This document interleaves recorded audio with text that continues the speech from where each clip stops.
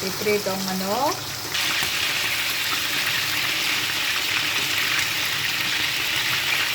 Baligtarin na natin. Hanguin mo na ngayon.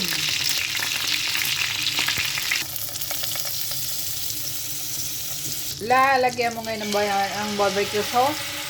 Miele, pulot. Yan. Lalagyan mo pa ng kaunti.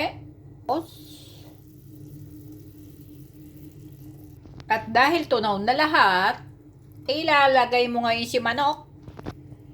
Isa-isa. Manok ka mo ngayon hahaluin. Mahusay nga. Tsaka mo ngayon lalagyan ng sesame seed. Tingnan natin ang resulta ng masarap na itong teriyaki yata ito. Say nga pala. Ay, masarap nga ho pala itong lutong ito. Ayun yung testingin. Na hindi nga nakakaumay. Ay, ang sarap-sarap.